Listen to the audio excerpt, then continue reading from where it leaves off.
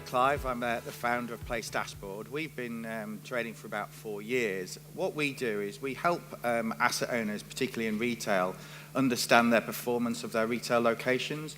And we do that very simply by actually measuring the real behaviours of shoppers. So about 2 to 3 years ago, we started developing our platform. And one of the things that many retail asset owners have is they have footfall counters or they have car parking monitors. And that's really good, and it'll give you a volume number of people visiting your site. But one of the challenges was, what do people actually do when they're on site? And quite often, more importantly, our clients ask, what are they doing when they're not on my site? So we can take any shopping centre, any retail park, any town centre, and actually now measure what shoppers really do when they are there, right down to visiting individual stores. So we track and monitor over 800 town centres, 1,700 retail parks, and we use our data to create a performance indices, as well as providing daily, weekly indexes on actually how shoppers are using those locations. We do it really simply. And interestingly, one of the questions I always get asked is, how do you do it, and are you GDPR compliant? We're very happy to say we are fully GDPR compliant, and we've been in many meetings to actually confirm that over the last 6 months. But we track about 1 million individuals. They're all unique.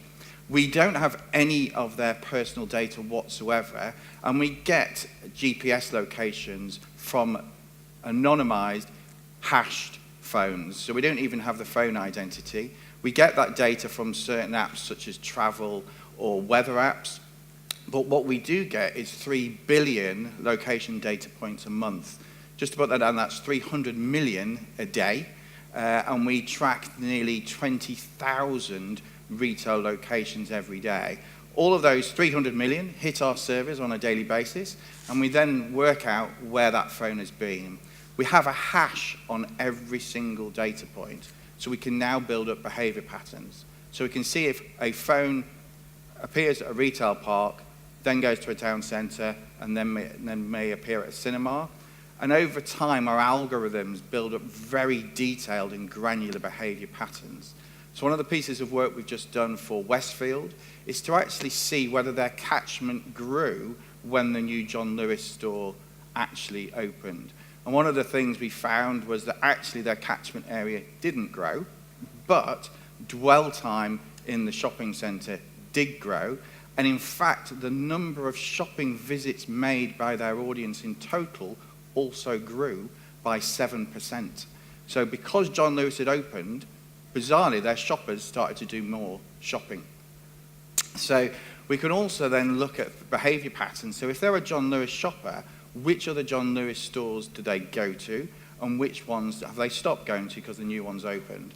We also worked with an asset owner that had a number of B&Qs on their site, so they wanted to bring in new tenants, so we were able to clearly show which brands their audience prefer that are missing from their site, how often they go to the other site, and what within their geographic location is the optimum new tenant to approach. So it's no use approaching a new look store if there's one 1 mile down the road, even though it's the most popular brand.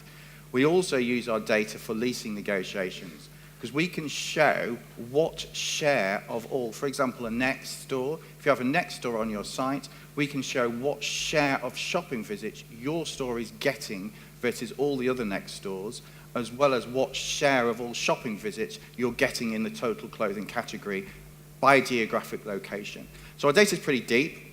As I say, it's all GDPR compliant. I've got a demo to the right-hand side there if you want to come and have a chat later. And so that's PlaceDashboard. So Clive from PlaceDashboard, and we'd love to have a quick chat and show you the sorts of insights that we've got.